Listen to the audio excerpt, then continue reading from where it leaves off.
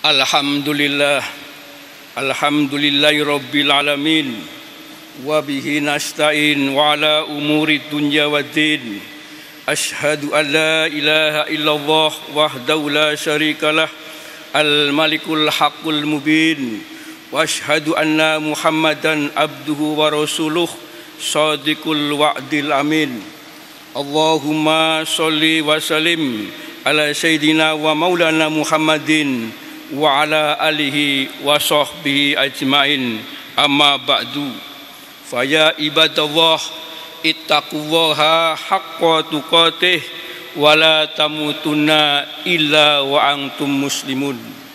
Hadirin jamaah Jumat yang dimuliakan Allah Subhanahu wa taala, pada kesempatan khutbah Jumat ini, setelah memuji kepada Allah Subhanahu wa taala, bersolawat kepada baginda Nabi Agung Muhammad sallallahu alaihi wasallam, keluarga serta sahabatnya, saya mengajak kepada diri saya sendiri dan saudara-saudara sekalian, marilah kita tingkatkan ketakwaan kita kepada Allah Subhanahu wa taala, yakni dengan menjalankan semua perintahnya dan menjauhi segala larangannya. Dalam kondisi apapun, saat sehat, saat kaya, saat miskin, saat sakit, bahagia ataupun derita. Karena hanyalah orang-orang yang bertakwa yang memiliki kemuliaan di sisinya. Kekayaan itu tidak akan pernah abadi, kemiskinan pun tidak akan pernah selamanya. Bahagia dan derita pun juga demikian adanya, datang silih berganti. Hanyalah amal soleh dan ketakwaan seseorang hamba yang dapat mengantarkannya meraih kebahagiaan yang abadi selamanya, hidup bahagia di sorga kelak. Hadirin jamaah Jumat yang dimuliakan Allah Subhanahu wa taala, di bulan Dzul Qodah ini yang hampir dekat bulan Dzul Hijjah, di mana bulan umat Islam menunaikan ibadah haji di Baitullah dan berkorban. Seluruh umat Islam berkumpul untuk menjalani sunnah Nabi Ibrahim alaihissalam, menyembelih kurban, serentak mengumandangkan takbir, tahmid dan tahlil, mendekatkan diri kepada Allah Subhanahu wa taala. Kita ingat sebuah peristiwa suci pada bulan Dzul Hijjah, yakni Nabi Ibrahim alaihissalam mendapat perintah dari Allah Subhanahu wa taala untuk menyembelih putra kesayangannya, Nabi Ismail alaihissalam. Beliau melaksanakan perintah tersebut dengan sabar dan tabah, walaupun harus menukar dengan nyawa anaknya. Demikian juga putranya. Ia berkata, "Wahai ayah, laksanakan apa yang diperintahkan kepada engkau. Insya Allah engkau akan mendapatiku termasuk orang-orang yang sabar." Patut kita jadikan iktibar atau toladan, di mana seorang hamba Allah mendapatkan perintah menyembelih putra kesayangannya, dihadapi dengan ketabahan dan kesabaran menjalaninya. Akhirnya Allah Subhanahu wa taala menggantinya dengan kambing gibas yang gemuk sehat. Begitulah Allah memberi balasan bagi orang-orang yang taat. Kisah ini diabadikan dalam surah As-Saffat ayat 102 sampai 105. Hadirin jamaah Jumat yang dimuliakan Allah Subhanahu wa taala, seabad kehidupan Nabi Ibrahim alaihissalam penuh dengan perjuangan, jihad, perang melawan kebodohan dan kefanatikan kaumnya yang menyembah berhala. Sebagaimana Nabi menyerukan tauhid, Nabi Ibrahim alaihissalam melaksanakan tugas-tugas berat di dalam sistem sosial yang carut marut. Sahabat lamanya Nabi Ibrahim alaihissalam menanggung segala macam siksaan, ancaman, dan segala jenis teror. Namun ia berhasil menanamkan kesadaran dan keimanan dalam diri umatnya. Ada satu hal yang belum berhasil bagi Nabi Ibrahim alaihissalam, yaitu hingga umur seabad ia belum dikaruniai anak. Sebagaimana manusia normal, tentu ia akan mempunyai anak, sedang istrinya mandul dan ia sendiri telah berusia seabad lebih. Allah Subhanahu wa taala Maha mengetahui atas penderitaan Nabi Ibrahim, maka Allah Subhanahu wa taala memberikan hadiah melalui seorang istri keduanya bernama Siti Hajar, seorang putra bernama Ismail. Ismail bukan hanya seorang putra bagi ayahnya, lebih dari itu, Ismail adalah buah hatinya yang sangat dicintainya dan diharapkan kelak menjadi penerus perjuangan dakwahnya. Di tengah-tengah kegembiraan Nabi Ibrahim alaihissalam, tanpa diduga dan tanpa disangka, Allah Subhanahu wa taala menurunkan wahyu untuk menyembelih Ismail dengan tangannya sendiri. Betapa goncangnya jiwa Nabi Ibrahim ketika menerima wahyu itu. Sebagai hamba Allah yang paling patuh dan taat, gemetar dan goncang batinnya. Nabi Ibrahim alaihissalam mengalami konflik batin menghadapi perintah Allah sallallahu alaihi wasallam tersebut. Siapakah yang lebih disayang, Allah atau Ismail? Inilah keputusan yang paling sulit diambil. Hadirin jamaah Jumat yang dimuliakan Allah, Nabi Ibrahim alaihissalam dihadapkan kepada dua pilihan: mengikuti perasaan hatinya dengan menyelamatkan Ismail yang paling disayang, atau mentaati perintah Allah Subhanahu wa taala dengan mengorbankan Ismail. Ia harus memilih satu di antara keduanya, cinta atau kebenaran. Cinta merupakan tuntutan hidupnya dan kebenaran merupakan tuntutan agamanya. Sadar bahwa Allah Subhanahu wa taala adalah yang maha penguasa dan pemilik segala semesta alam ini, dan yakin bahwa Allah Tuhan semesta alam sangat bijaksana, tidak akan menyengsarakan hambanya. Maka Nabi Ibrahim memilih taat dan patuh terhadap perintah Allah, siap menyembelih anaknya Ismail alaihi salam. Allah berfirman, wa asa an takrahu syai'an wa huwa khairul lakum wa asa an tuhibbu syai'an wa huwa syarrul lakum wallahu ya'lamu wa antum la ta'lamun. Artinya, tetapi boleh jadi kamu tidak menyenangi sesuatu padahal itu baik bagimu, dan boleh jadi kamu menyukai sesuatu padahal itu tidak baik bagimu. Allah mengetahui sedangkan kamu tidak mengetahui. Quran surah Al-Baqarah ayat 216. Demikianlah betapa beratnya pengorbanan Nabi Ibrahim alaihissalam dalam kondisi konflik batinnya dan pertempuran hebat tadi. Nabi Ibrahim alaihissalam tampil sebagai pemenang. Ia dengan rela mengorbankan yang sangat ia cintai, yaitu Ismail. Meskipun setan, iblis menggoda dengan membisik-bisikan dan membuat was-was dalam hatinya untuk tidak melaksanakan perintah Allah tersebut, Nabi Ibrahim alaihissalam berketetapan untuk melaksanakan perintah Allah. Maka dipanggillah anaknya sebagaimana tersebut dalam Al-Quran, yang artinya, maka ketika anak itu sampai pada umur sanggup berusaha bersamanya, Ibrahim berkata, wahai anakku, sesungguhnya aku bermimpi bahwa aku menyembelihmu, maka pikirkanlah bagaimana pendapatmu. Dia Ismail menjawab, wahai ayahku, lakukanlah apa yang diperintahkan Allah kepadamu, insya Allah engkau akan mendapatiku termasuk orang yang sabar.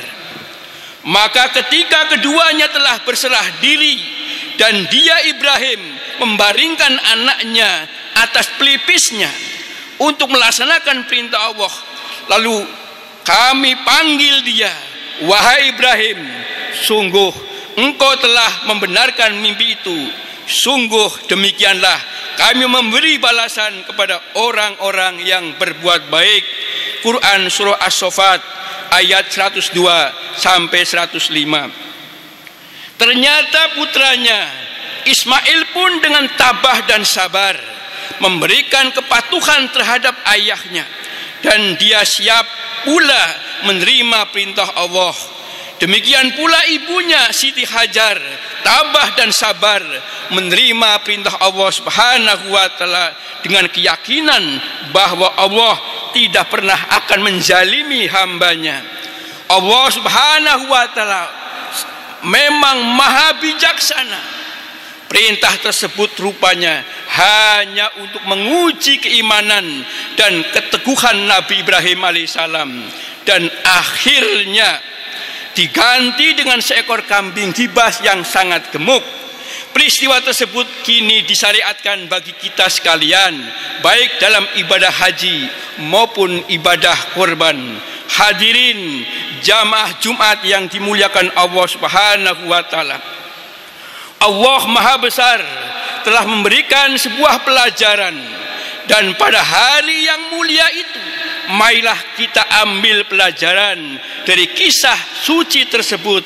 Pertama, Allah Subhanahu wa taala Tuhan yang Maha Agung, penguasa dan pemilik alam semesta ini, sedangkan kita manusia adalah hamba Allah yang lemah, kecil dan lunglai di hadapannya.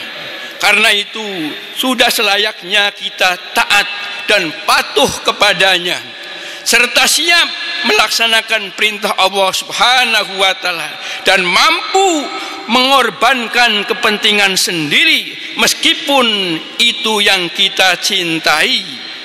Allah Subhanahu wa taala berfirman, "Lan tanalul birra hatta tunfiqu mimma tuhibbun wa ma tunfiqu min syai'in fa innallaha bihi alim."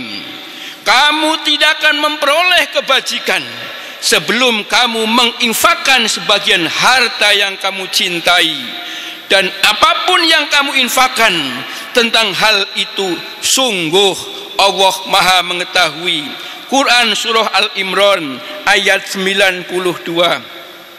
Dan dalam ayat di atas ditegaskan bahwa seorang belum mencapai tingkat pengabdian yang tinggi sehingga ia mampu menginfakkan miliknya yang disenanginya. Kedua, untuk menjadi orang yang patuh dan taat kepada Allah atau untuk melaksanakan perintah Allah, tentu banyak godaan dan gangguan.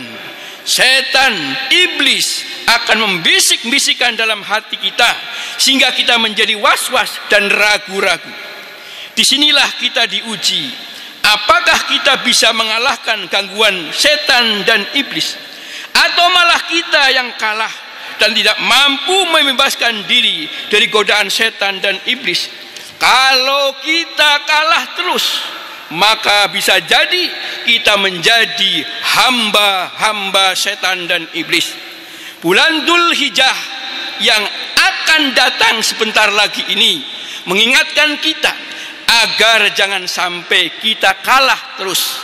Sebaliknya kita harus mampu menang sebagaimana Nabi Ibrahim alaihissalam dan keluarganya. Yang ketiga, hadirin, kita perlu terus berupaya untuk menjadikan keluarga kita sebagaimana keluarga Nabi Ibrahim alaihissalam. Nabi Ibrahim alaihissalam sebagai ayah yang sangat patuh dan taat kepada Allah Subhanahu wa taala, namun tidak otoriter. Diajaknya Nabi Ibrahim alaihissalam berdialog terlebih dahulu sebelum disembelih. Bagaimana pendapatmu wahai anak terhadap perintah Allah ini? Ternyata hasil didikan Nabi Ibrahim luar biasa. yaitu Ismail memiliki keimanan yang tinggi. Demikian pula ibunya, walaupun dengan rasa berat, ia ikhlaskan Nabi Ibrahim melaksanakan perintah Allah. Keyakinan bahwa Allah Subhanahu wa Ta'ala tidak akan menzalimi hambanya, inilah yang membuat dia rela dan patuh. Karena itu, karena Nabi Ibrahim alaihissalam telah lulus dalam menghadapi ujian berat tersebut, maka Allah Subhanahu wa Ta'ala akan memberikan apapun yang dia minta kepadanya. Nabi Ibrahim alaihissalam hanya meminta 3 hal. Pertama, memohon agar negeri Mekah dijadikan negeri yang aman dan penduduknya banyak rizkinya. Kedua, Ka'bah yang mereka bangun bersama Nabi Ismail alaihissalam dikunjungi banyak orang agar mereka mau mengingat peristiwa di zamannya. Ketiga, agar anak cucunya dijadikan pemimpin bagi orang yang bertakwa. Tidak ada doa untuk kepentingan sendiri, semua untuk kepentingan umat manusia. Setiap hari raya Idul Adha yang insya Allah akan datang sebentar lagi, kita diingatkan akan peristiwa Nabi Ibrahim agar kita sadar bahwa kita adalah hamba Allah yang harus selalu taat dan patuh kepadanya, senang berkorban untuk kepentingan orang lain, untuk kepentingan orang banyak, bukan sebaliknya, mengorbankan kepentingan orang lain untuk kepentingan diri sendiri. Hadirin jamaah Jumat yang dimuliakan Allah Subhanahu wa Ta'ala, korban dalam bahasa Arab yang artinya mendekatkan diri. Kita menjalankan perintah menyembelih hewan korban tidak ada lain bertujuan mendekatkan diri kepada Allah Subhanahu wa Ta'ala. Nilai lebih dari bulan yang bahagia ini kita bisa memperoleh ridho Allah Subhanahu wa Ta'ala dengan menyisakan sebagian harta kita untuk berkorban semata-mata membantu fakir miskin dan umat manusia. Karena hikmah dan berbagai bentuk ibadah adalah meningkatkan takwa, berusaha menjadi hamba yang paling mulia di sisi Allah Subhanahu wa Ta'ala. Allah Subhanahu wa Ta'ala dalam Al-Quran surah Al-Had, Allah berfirman, la yanalallahu luhumuha wala dimauha walakin yanaluhu taqwa minkum kadzalika sakharaha lakum litukabbirullaha ala ma hadakum wa basyiril muhsinin. Dengan daging hewan kurban dan darahnya itu sekali-kali tidak akan sampai kepada Allah, tetapi yang sampai kepadanya adalah ketakwaan kamu. Demikianlah dia menundukkannya untukmu agar kamu mengagungkan Allah atas petunjuk dia berikan kepadamu. Dan sampaikanlah kabar gembira kepada orang-orang yang berbuat baik. Quran surah Al-Had ayat 37. Dan Rasulullah SAW bersabda, ma min amalin ibnu adam yauman nahr amalan ahabba ila wahi min ilqati dam wa innahu la ya'ti bi quruniha wa adfariha wa as'ariha wa anna dama la yaqau min allahi bi makanin qabla an yaqa fil ardi fatoibuha nafsan. Tidak ada amal anak Adam pada hari Nahr atau Idul Adha yang lebih disenangi Allah melainkan mengalirkan darah, menyembelih hewan korban. Dan sesungguhnya ia akan datang kelak di hari kiamat dengan membawa tanduknya, kukunya dan bulu-bulunya, dan sesungguhnya darah korban itu akan berada di sisi Allah Subhanahu wa Ta'ala sebelum jatuh ke bumi. Dalam hadis lain Rasul bersabda, ukhduruha idza dabahtum fa innahu yaghfaru lakum inda awali kitlotin. Hadirilah penyembelihan kurban ketika kalian semua menyembelih, sesungguhnya dosamu akan diampuni ketika darahnya menetes. Hadirin jamaah Jumat yang dimuliakan Allah, demikian mudah-mudahan khutbah ini ada bermanfaat dan nilai dan menjadi pelajaran buat kita hari ini hingga hari yang akan datang. Barakallahu wa lakum fil Qur'anil azim wa nafa'ani wa iyyakum bima fihi minal ayati wa dzikril hakim. Aqulu qouli hadza wa astaghfirullahal azim innahu huwal ghafurur rahim.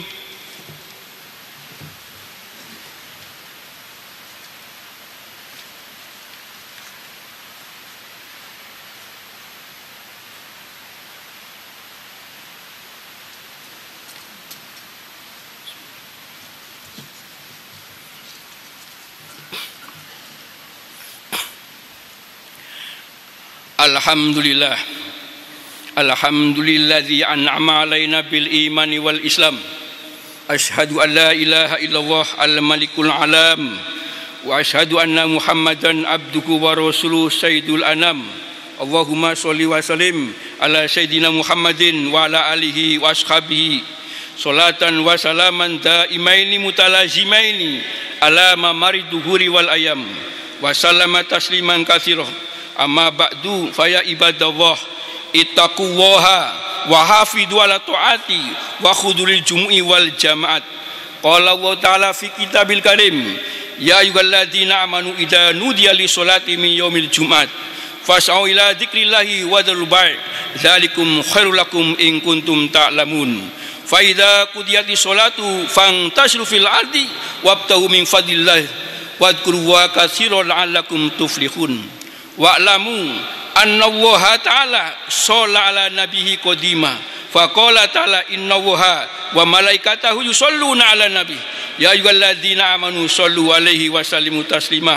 Allahumma sholli wa sallim ala sayyidina Muhammadin sayyidil mursalin wa ala alihi wa sahbihi wa tabi'in wa man tabi'ahum bi ihsanin ila yaumidin. Allahumma aizal islam wal muslimin wahdulil kafarata ad-din. Allahumma aslikir ra'iyah war ra'iyah. Allahumma ij'al baldatana hadhihi wa sayra buldal muslimina raqiyatan mahmiyah min kulli fitnatin wa maradin wa baliyah. Allahumma ij'alna min su'ada'i daraini fi afiyatin wa salamatin ya dal jalali wal ikram wal izati war rahmah. Rabbana fir lana wal ikhwanina alladzina sabaquna bil iman wa la taj'al fi qulubina hilal ladzina amanu rabbana innaka ra'ufur rahim.